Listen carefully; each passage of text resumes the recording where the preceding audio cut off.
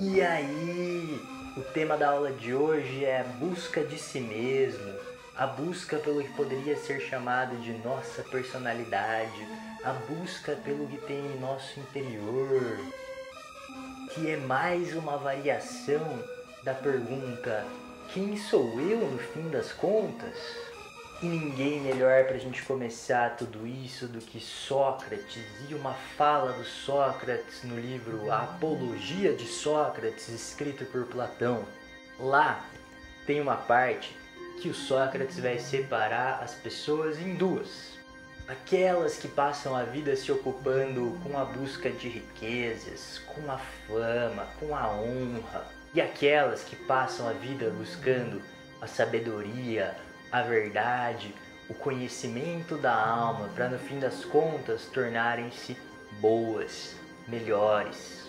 E aí o Sócrates vai dizer: se eu encontro alguém que se preocupa com o primeiro grupo do que foi citado, a riqueza, a fama, a honra, eu não vou deixar essa pessoa ir embora fácil, não. Eu vou interrogar essa pessoa até não poder mais. E eu vou interrogar essa pessoa até não poder mais para refutar ela até não poder mais. E se eu perceber que a pessoa é cheia de palavras vazias, e não tem nenhuma virtude por trás disso tudo, então eu vou caçoar dela. Vou caçoar dela por ela não considerar o que tem de maior valor nessa vida, considerar as coisas de menos valor. Então, bora atrás da sabedoria, da verdade, do conhecimento da alma, certo? Para alguns filósofos da história da filosofia, errado. E eu escolhi começar por Sócrates porque agora eu vou falar sobre Nietzsche. E o Nietzsche tem uma grande crítica à filosofia socrática. Mas antes de mais nada, Nietzsche é um cara muito difícil de estabelecer uma teoria ética como interpretação. É um cara muito difícil de tentar montar qualquer grande esquema teórico quando a gente vai estudar. Porque parte da premissa do Nietzsche é rejeitar pressupostos morais e rejeitar a pretensão a sistemas teóricos universais. Aqui vai existir uma grande crítica a tudo que envolve objetividade e verdade. Para tentar esclarecer isso para vocês, eu vou ler umas partes desse livro aqui, O Crepúsculo dos Ídolos. Vou ler a parte de trás e vou ler a orelha, que já vai ser o suficiente para ter uma ideia. Aqui é alguém falando, né? Não é o próprio Nietzsche. Crepúsculo dos Ídolos foi um dos livros que Nietzsche escreveu em 1888, seu último ano de vida lúcida.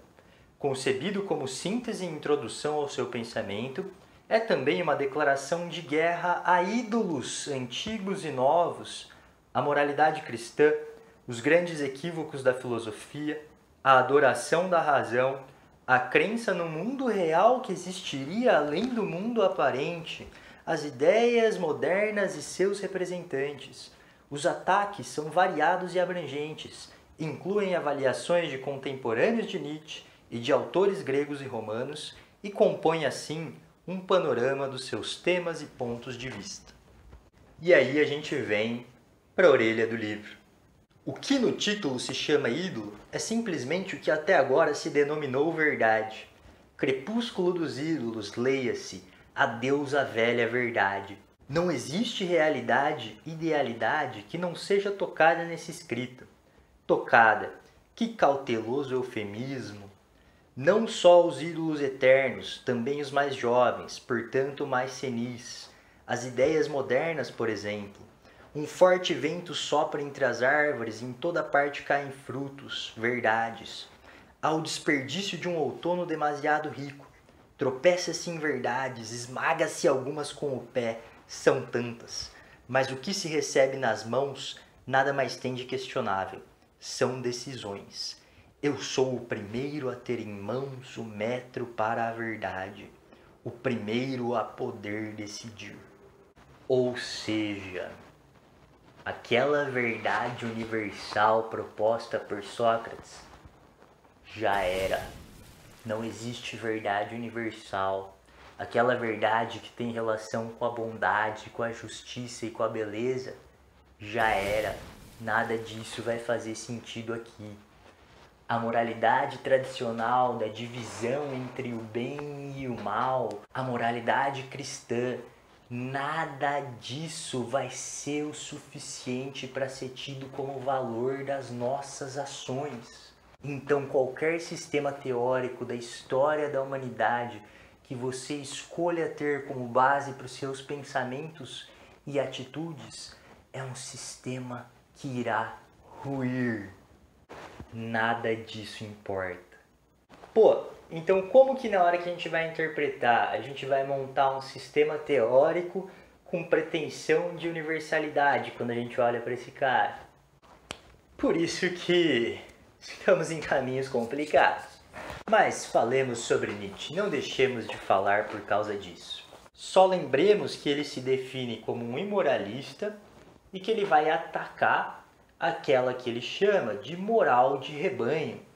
Caridade, compaixão, altruísmo, tudo isso vai ser pura fraqueza de espírito. Um monte de ovelhinha lá andando junto, querendo fazer parte do rebanho, sendo pastoreada por alguém, querendo a proteção desse alguém. Então não dá para querer ser a ovelha do rebanho nietzschiano, não.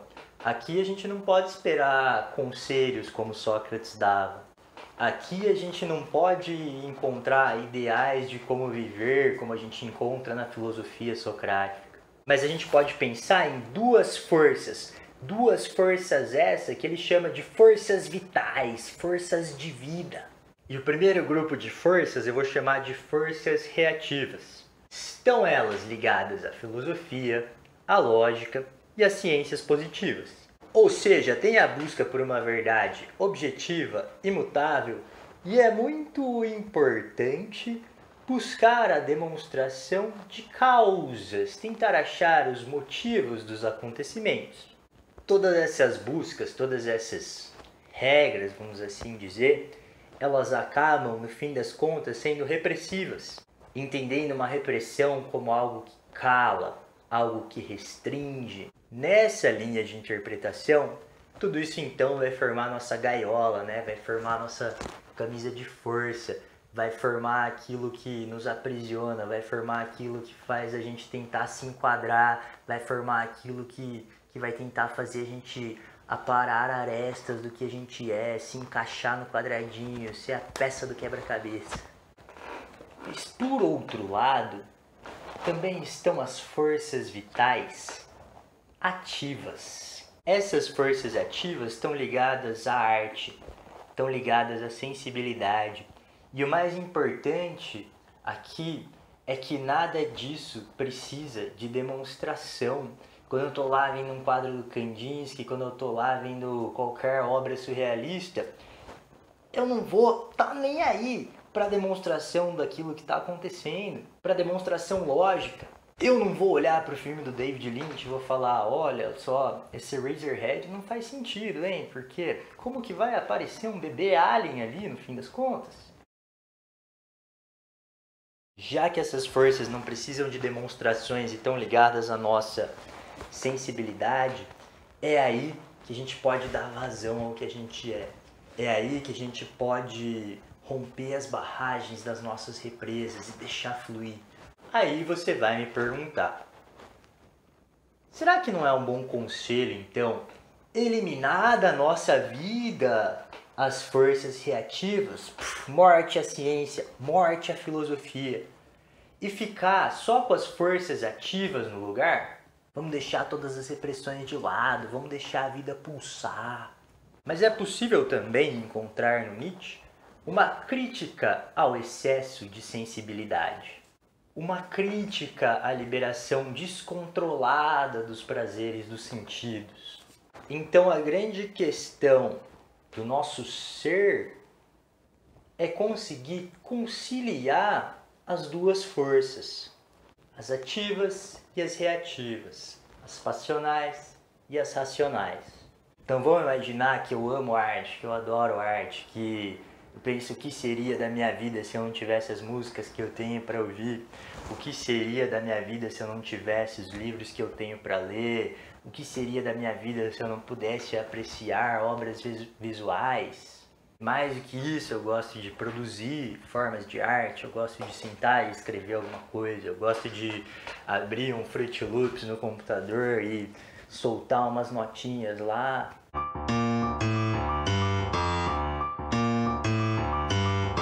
Mas eu também me atraio pela ciência, eu também me atraio pela verdade.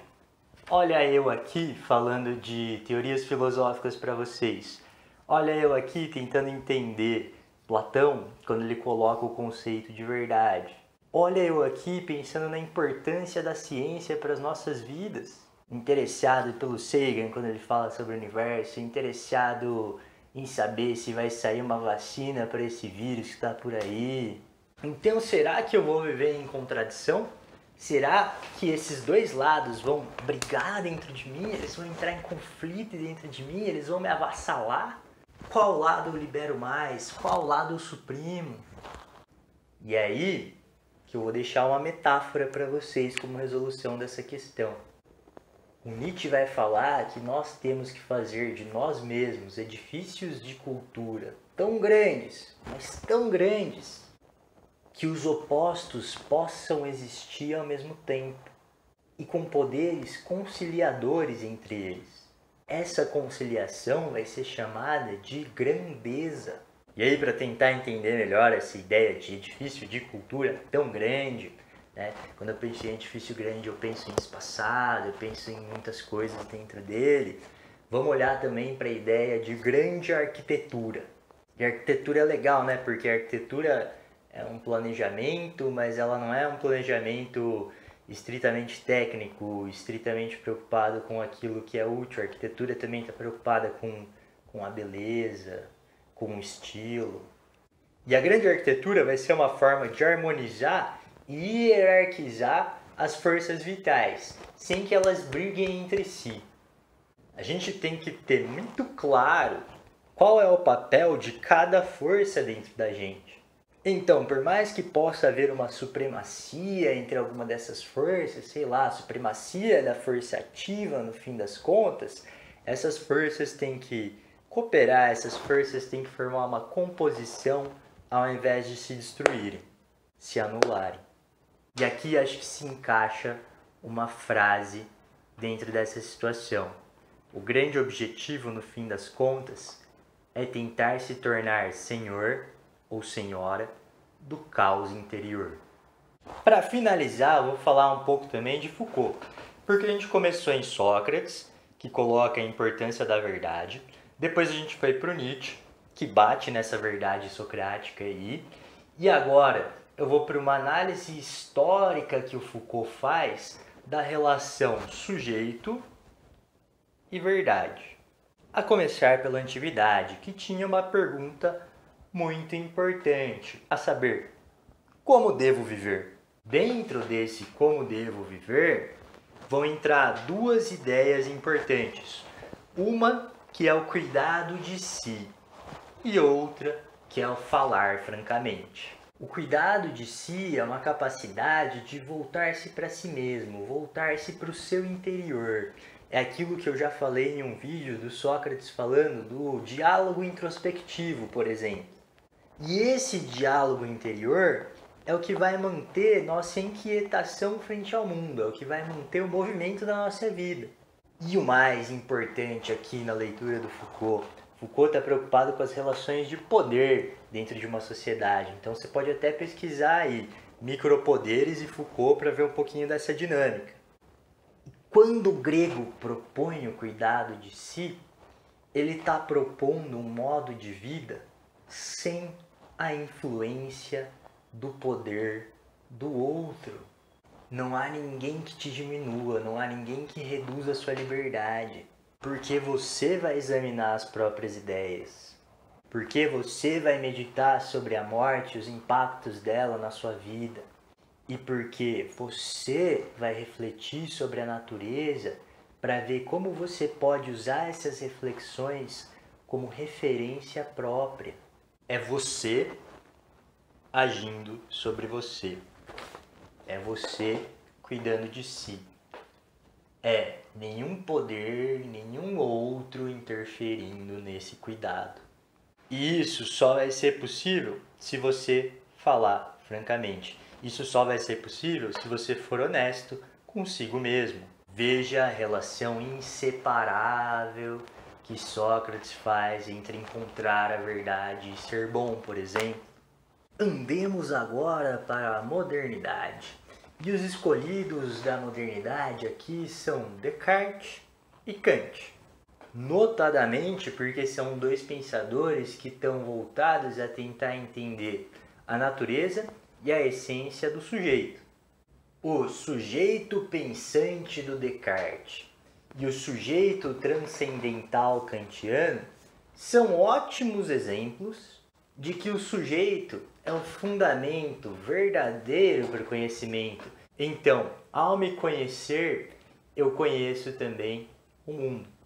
É dentro do conhecimento do sujeito que a gente vai encontrar a chave para compreender o resto. Depois, Foucault pensou também nas confissões para entender a relação sujeito-verdade. Sendo que tem duas imagens clássicas do que é uma confissão. A confissão religiosa, a confissão dos monastérios e a confissão freudiana. E confessar significa nada mais nada menos do que, por meio de um discurso dirigido a outra pessoa, tentar reconhecer a si mesmo. Então é naquele momento que eu sento no confessionário que eu vou tentar entender meus atos, que eu vou tentar entender quem eu sou. É naquele momento que eu sento no divã do analista, da analista, que eu vou tentar compreender quem eu sou. É naquele momento que eu me confesso para alguma entidade sobrenatural que eu vou tentar entender quem eu sou. E essa relação de confissão pode representar uma relação de poder, pode representar uma relação de dominação. Uma dominação em como você se coloca frente a outra figura a quem você se confessa. Qual que é a função de um padre diante de você? Qual que é a função de Deus diante de você? Qual que é a função do analista diante de você? Qual que é a influência que essas imagens causam no seu discurso? Como que elas vão colocar o dedo lá no seu interior, lá naquela identidade que você está buscando transmitir para eles? E ainda assim uma relação de dependência, né? Precisar de alguém em outro estatuto para reconhecer a si mesmo. Mas enfim, essa parte do Foucault é mais para ser geralzona mesmo. Se vocês quiserem ver noções de indivíduo na antiguidade um pouquinho mais aprofundadamente, tem um vídeo que eu já coloquei aqui sobre o Santo Agostinho, que tem um livro que inclusive chama Confissões, então vai ter tudo a ver com Confissões. Eu ainda não fiz nada, espero que um dia faça. Sobre Kant e Descartes também, a produzir. Espero que um dia saia. Sobre psicanálise acho melhor eu não me arriscar não, pelo menos por enquanto. Dito isso, fica aqui o meu até mais.